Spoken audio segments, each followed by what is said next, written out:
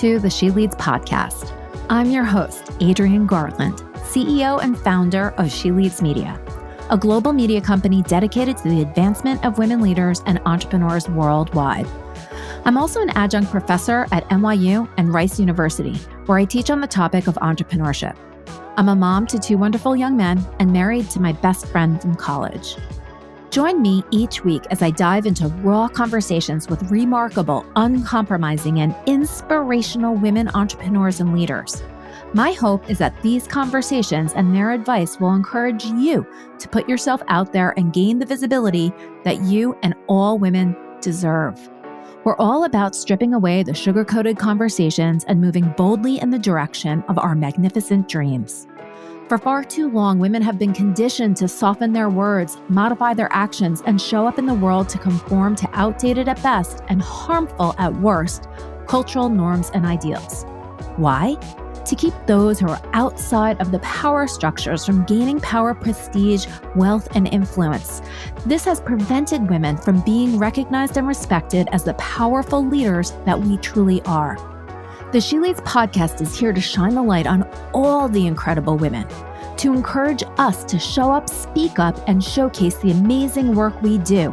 Speak with confidence about the innovative and transformational thoughts that we have, and celebrate the positive impact that we are making in this world, both personally and professionally. So let's do this. Let's lead.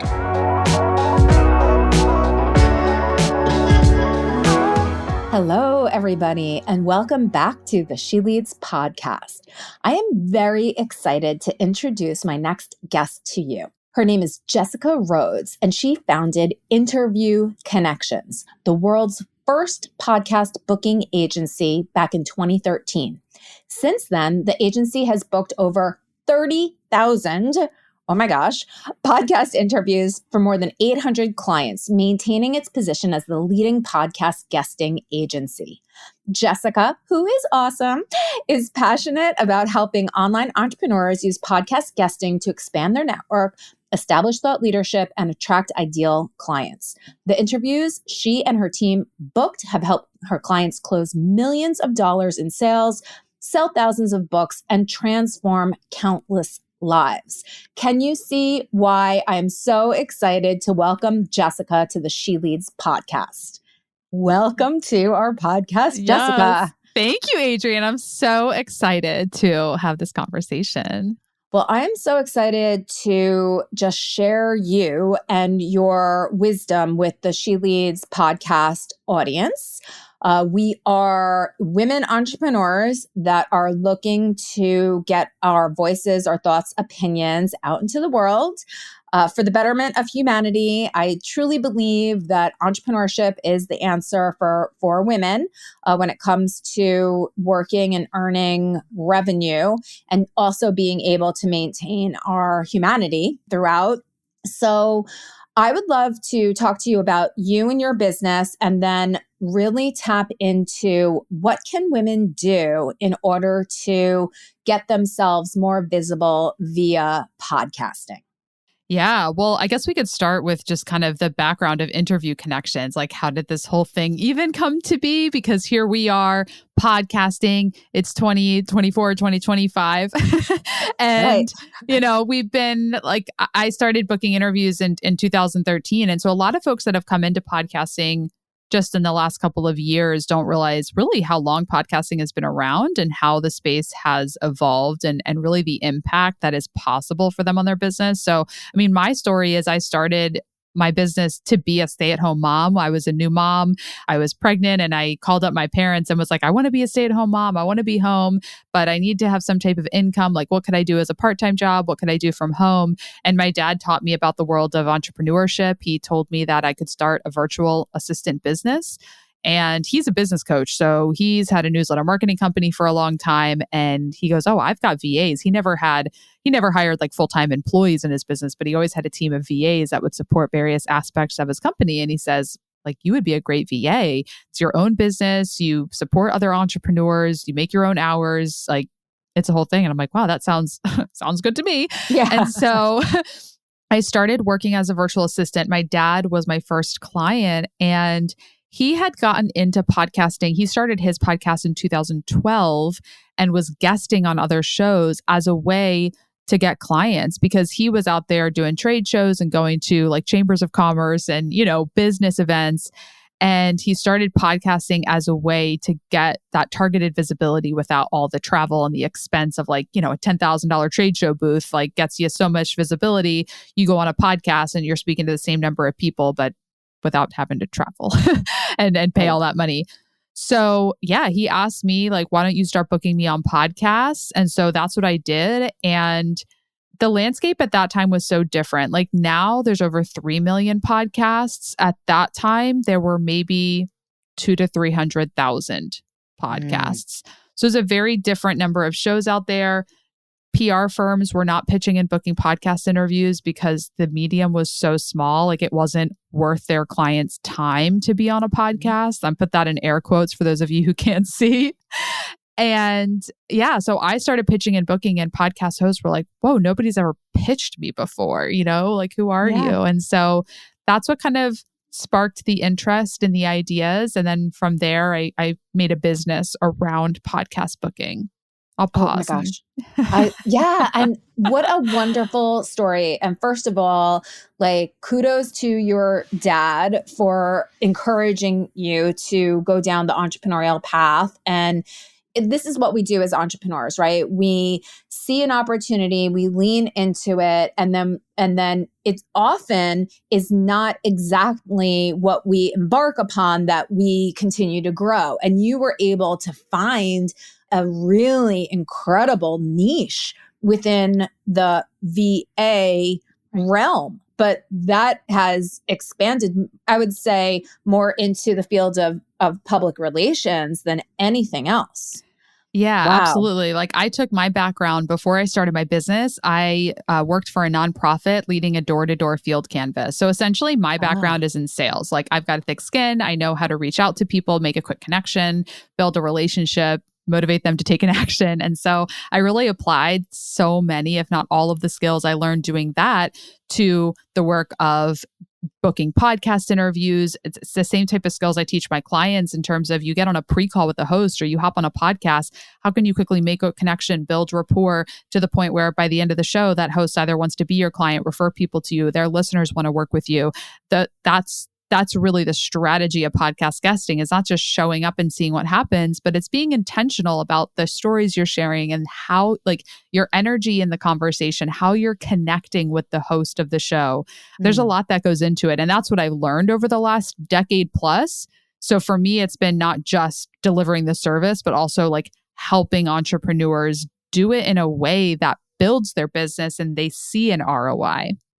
Well, I want to dive into that. I want to dive in. I want to tease it apart. I want to give tips and all the good things around that. And we'll definitely get into that because it is so important for entrepreneurs, specifically the women entrepreneurs that are listening to our podcast, my podcast here, on how to really leverage podcast guesting strategy to help them to build their business. Yeah. But I wanted to also point out a statistic that I just read about, I guess it was yesterday, that while there are, 3 million, 4 million, however many podcasts, a lot, that truly only about 400,000 of them are regularly podcasting. And that kind of blew my mind. Oh yeah. I mean, there's a lot of different stats out there, like depending on how you look at it. Another stat that I've heard is 90% of podcasters don't publish more than 20 episodes. What? So podcaster, I mean, how do you define that, right? Are you still podcasting? Are you a podcaster if you're not podcasting anymore? But a lot of shows get started, put out some episodes, put out a season, and then don't continue. And so that's why when we're booking our clients, we're only looking at shows that have at least 20 or more episodes because so many people will drop off. Oh, it's been a few months. This is so much work. I'm not going to keep doing this. Yeah, it is a lot of work. But I also, I think there's two aspects to podcasting. There's the hosting perspective, and then there's the guesting. And both can truly help an entrepreneur to grow their business. It's just a matter of, how do you want to do this, right? Like what type of effort do you want to put in? And you specifically focus on the guesting strategy. Yes. So we focus on the guesting strategy, but when I started Interview Connections, my clients were the hosts of the show. So I've kind of changed my business model to respond to the demand in the marketplace, because at the beginning it was podcast hosts hiring me to go find guests for their show. And then things kind of flipped a little bit. A lot of people wanted to be guests on other shows. And so hosts didn't need to pay a booker because everyone was coming to them saying, I want to be on your show. And so we changed it to respond to the demand. So we do still offer that, like if a host wants to hire us to get them guests. But yeah, so we focus on guesting. But I wrote a book in 2016 called Interview Connections, How to Rock the Podcast from Both Sides of the Mic, because I do believe that there's power in both. When you have your own podcast, you're leveraging the owned media strategy. You own that media. That is your platform, your show. It's a place where people can come listen to you every week. When you're a guest, you're leveraging the earned media strategy. You're getting visibility to different audiences every single week if you're doing on a consistent basis. So it's just different whether you want to kind of have a hub for people to find you and come hang out with you every week, or if you're looking for visibility to new audiences. So how can an entrepreneur really set themselves up for podcast guesting success? Yeah. So I could talk about this for literally hours, but the thing I want to bring up that I think is authentic to our relationship and connection is that this is a human to human relationship strategy. When I see the entrepreneurs that have the most success with podcast guesting, they know how to show up with a host, to have a connection, to be human. You're not, when you're on a podcast, you're not being interviewed by some journalist that was paid to interview you. And it's this in and out transactional thing. You're showing up human to human. I mean, you and I had a pre-call a few weeks ago. We had a great connection. We were able to just connect on a human level, really understood each other's values. We're on the same page about a lot of stuff, right? But if I just come and I'm okay, Adrienne, interview me about podcasting. I don't really care about anything else. It would not have the same connection. And so when you show up to a podcast interview and really get to know the host, listen to their show. I listened to your podcast before I came to that call. And from that, I knew how your event went. I knew where you were at kind of mentally and emotionally because you share so authentically on your podcast. So the number one thing is if you want to be successful with it, show up to the podcast and have a really present conversation. I think mindfulness really goes into is very relevant with podcasting, because when you're very present in the conversation, people feel that energy. If you're distracted, you got a million things going on. People can tell when you're distracted, the energy is off. Yeah. But when you're really present and you're focused, you have a calm nervous system, people are really engaged in that energy, and you'll influence and motivate more people to want to connect with you. This is such an important point. And I'll tell you that I don't think that I've ever even heard anybody talk about that aspect of showing up in the media, right? Yes, you want to have, your topics that you want to talk about. It's almost that's the plan, right? But showing up mindfully and being in the moment, it's more conversation and less interview. Yeah. Right? Yeah. And it's funny because I've been on podcasts, on other podcasts, and it almost feels maybe a little disingenuous when someone is okay, next question, next right, question. They're going through the motions. It's awful. Mm-hmm. It's awful. And so, as the host, I do like to have a conversation because you end up finding out something interesting every single time about someone. And it is exactly what you said. It's about building a relationship. And I think as a guest, being able to know that this is where you're going to go with a good podcast host and be open to that. Mm-hmm. Yes. And as the guest, you can only control yourself, because every podcast host has a different skill set and a different style. Some hosts are more question and answer. Some hosts are really conversational. Some hosts do a lot of preparation and some hosts don't. Every host is across the board. Yep. I get better every time. I get better as a guest when a host is 10 out of 10, like super high level. And then I get better at it as a guest when the host is like, oh, they're very green. They haven't done this very much, because then I need to carry the weight a little bit more. Like I like to see possibility and opportunity in every experience, regardless of like how professional or well-run the show is, which is such an important lesson in podcast guesting, because as a business owner, as an entrepreneur, most of us aren't getting interviewed by like broadcast professionals, you know, like we're getting interviewed by fellow business owners, many of which are excellent podcast hosts, but they have a range of styles. And so just remembering that it is a relationship strategy, it's a networking opportunity with that broadcast feature as a nice little bonus. As a bonus. Yeah. Yeah. Gosh, I really, really like this strategy. As part of your business, do you help people before they, there's the pitching, right? Yeah. You have to set yourself up. You have to have your media kit and all of that good stuff. It's like the tactical, practical part of all of this.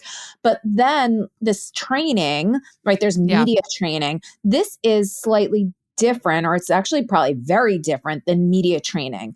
So in your business, do you help people to get into this mindset to be a successful podcast guest? Yeah, absolutely. So like I lead a free podcast guesting masterclass like almost every single month. And so I teach kind of the strategy so people can learn it.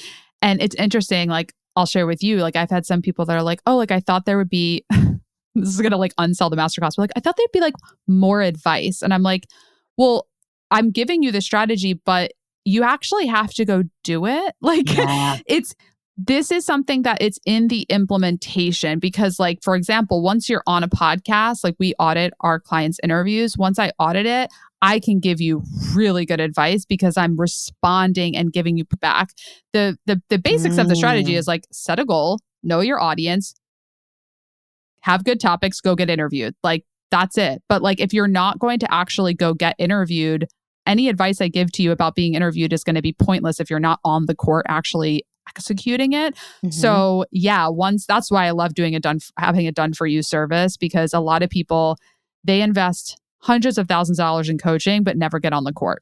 Oh gosh, I hear that. I mean, listen, I have made that mistake myself as well. Right. Yeah. It truly is in the execution. And every time that you do it, you get better at it. It's the same thing as podcasting. I tell people, because they get so worked up about like, what if nobody listens? What if, this is terrible? And, it's going to be terrible. Your first podcast episode that you do as a host is going to probably be your worst. Right. Yeah. And can we talk for a second? Because I know that you're really passionate about, this is She Leads podcast. We're talking about women being out there. So men do things and say they are the best at things when they are not qualified at all, but they will claim it and they will do it. Women will prepare and prepare and prepare and prepare and prepare and wait for till they feel like they're qualified, and then they won't even do it. Yeah. I'm just going to be a little polarizing there, but ladies, women, like I have consultation calls and we do almost 100 consultation calls a month. And most of the time, the men are ready to take action and say, I deserve to be on the biggest podcast. And the women are like, I need to work on my message. And I'm like, girl, you need to get out there. Like, you need to get out there on the podcast. Like, your message will get better. But this is why we need more women taking action, is because the men are claiming the stage with no qualifications and the women are waiting till it's perfect. Yeah. I mean, we hear that stat over and over again when it comes to like applying for jobs, and, women won't apply until they're not, 90% of the skills and everything. But this message, forget about every other podcast that we've ever done. This is the key, right? Like, such a long time ago, I spoke to a group of students in, I was going to say John Jay, and it wasn't John Jay. Is this terrible that I do not know the name of the college? Anyway, it was the college in Queens. And then I'm like, Johns Hopkins, and that is not what it is. This is terrible that I don't know, but a college in Queens. And my little speech to them was controversial, I thought. And I said, when I get to like the big stage, this is what I'm going to say. Balls. Balls. You just have to have balls to get to just do it like you're saying, like take action. We need to get out of our heads and into our bodies and just do it, and do it so messy. Yes.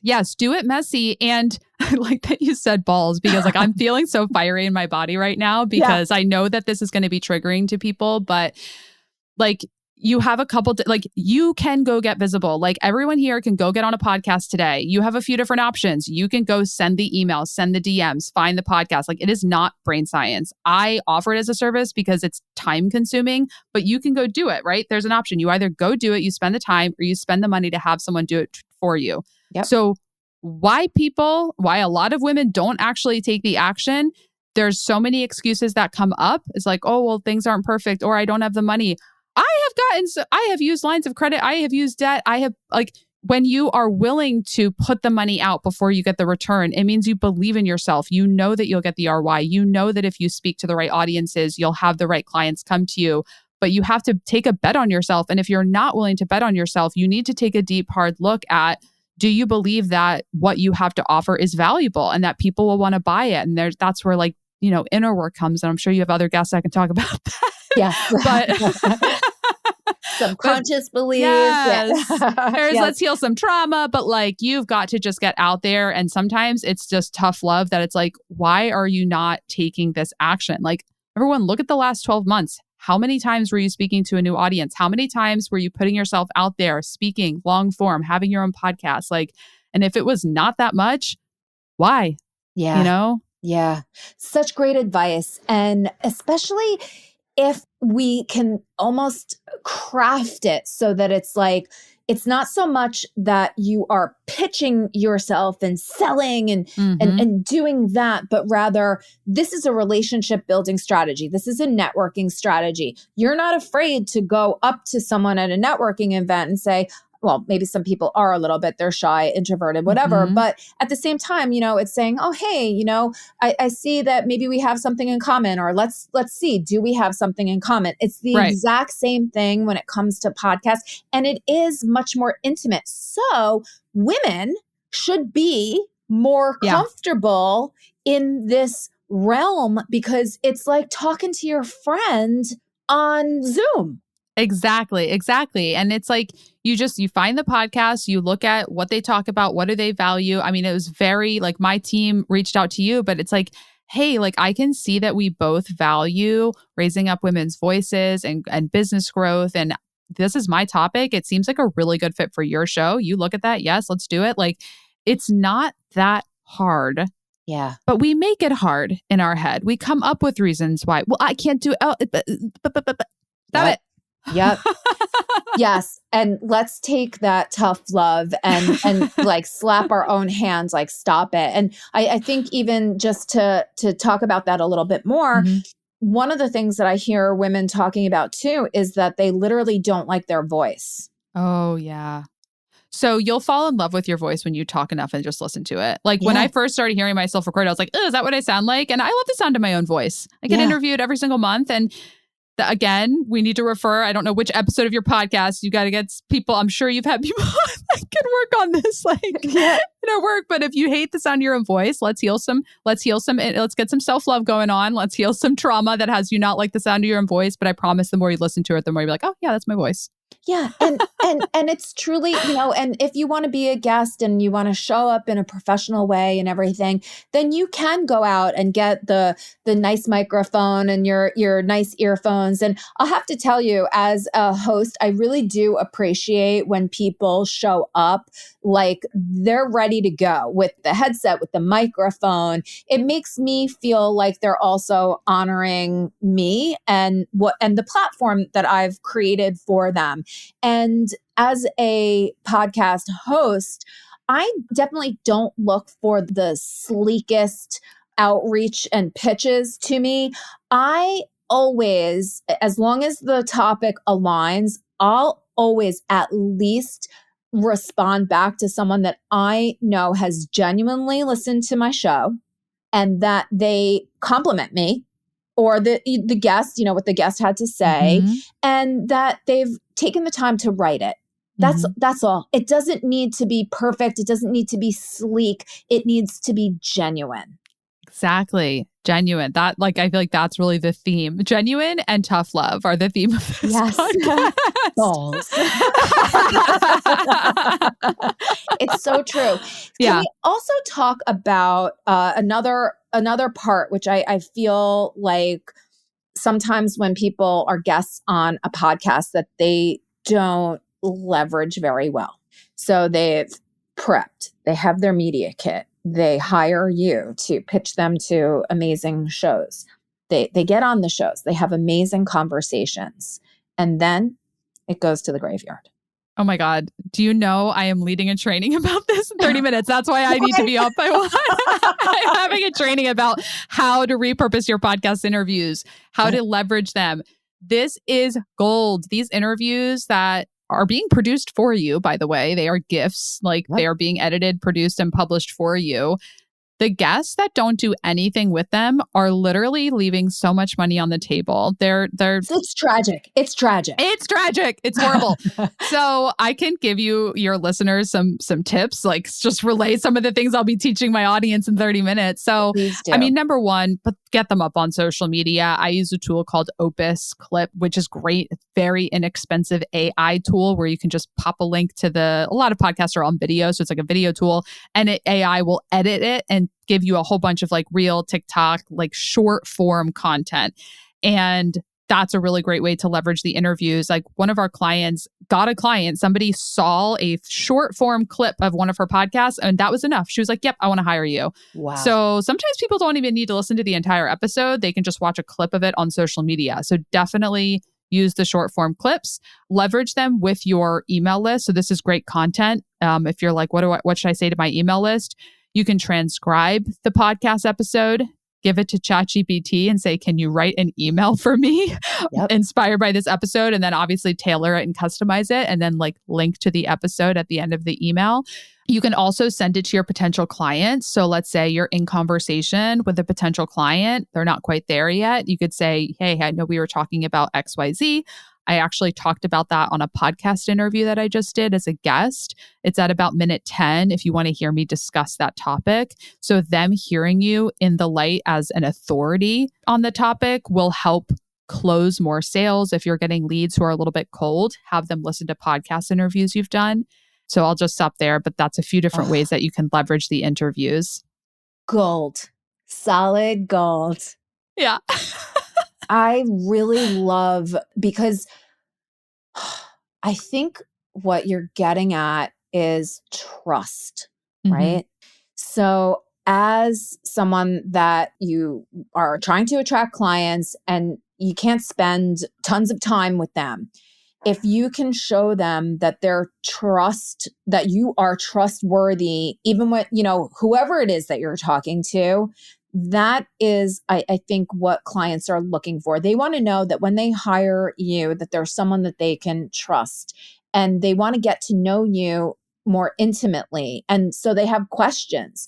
When you say, hey, listen into my private, genuine conversation with someone else where we discuss this topic, it builds trust immediately. Yes, absolutely. And this is also a strategy that's really good for search engine optimization, because when you're on a podcast, the host will put it up on their website, put a link back to your website. A lot of podcast hosts will put the video recording on YouTube. So now you're going on YouTube. So if you search, for example, Jessica Rhodes podcast, you're going to see a ton of podcast appearances that I've done on YouTube. That creates immediate credibility. People see that and they're like, oh, she's getting interviewed on all these podcasts. I mean, all of these hosts can't be wrong. They all trust her to bring her to their audience. And so it does give that instant credibility.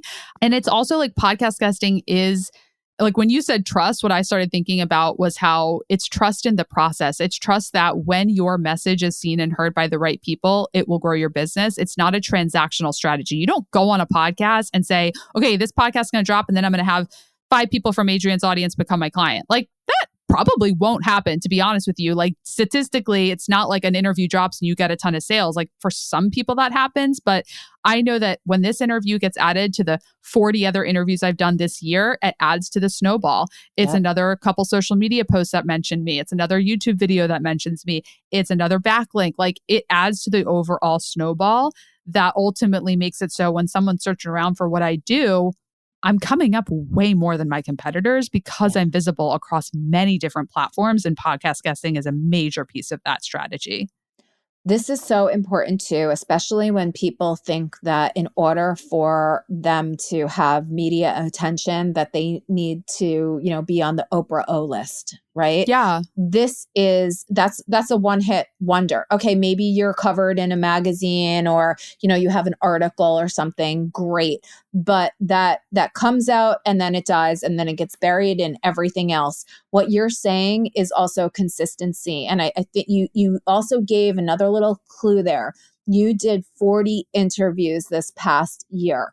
That is the snowball. That's the thing that builds and grows. And all of a sudden, when people are searching for like, how should I be a guest on other people's podcasts? You come up, right? Because it's what you are talking about on a consistent basis with a variety of different people.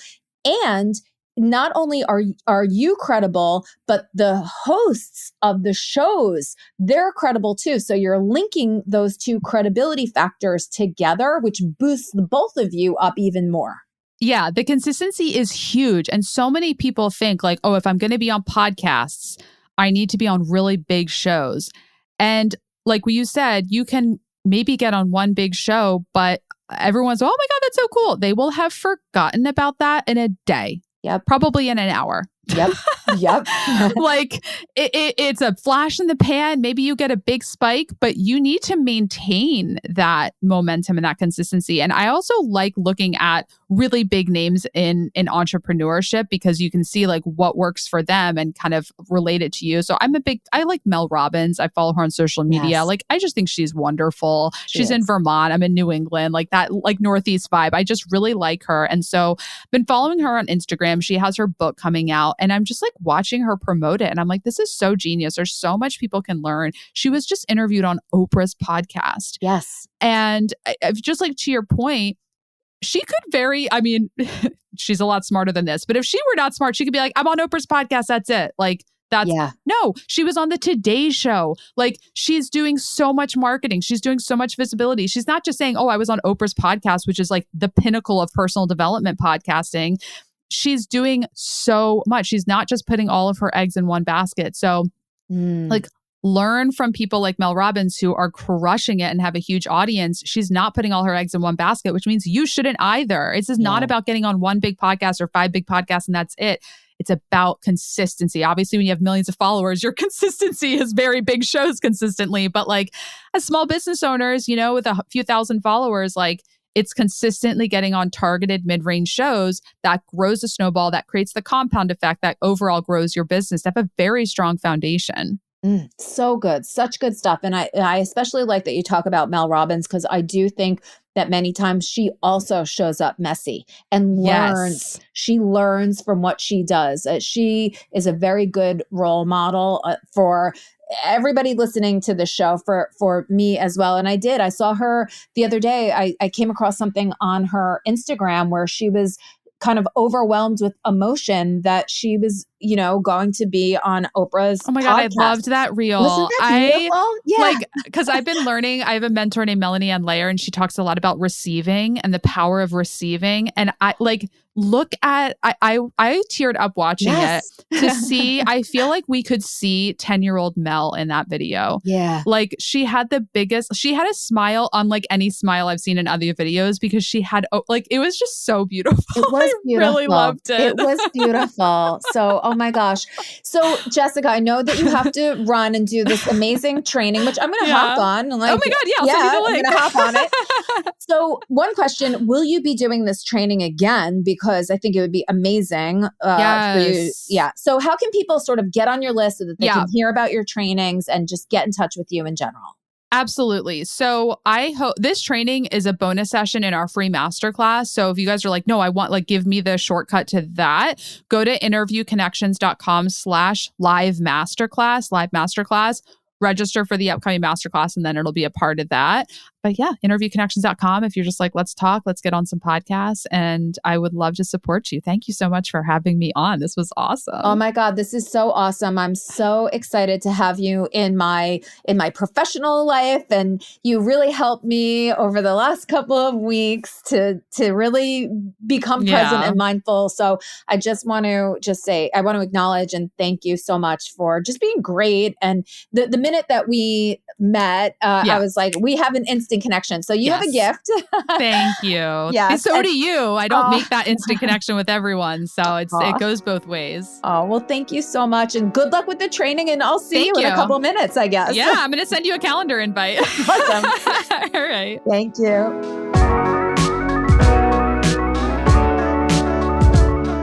This and all of our episodes are brought to you by the She Leads Podcast Network, the podcast network for women, by women.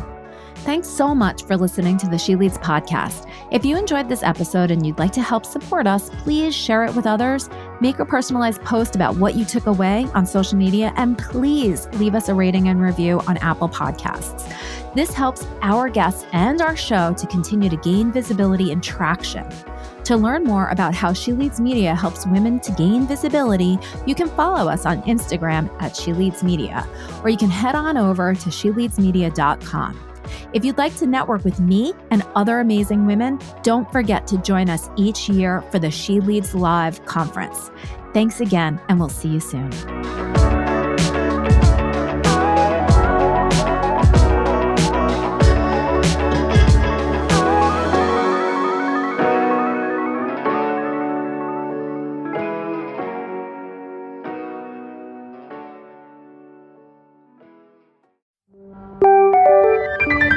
This is the She Leads Podcast Network.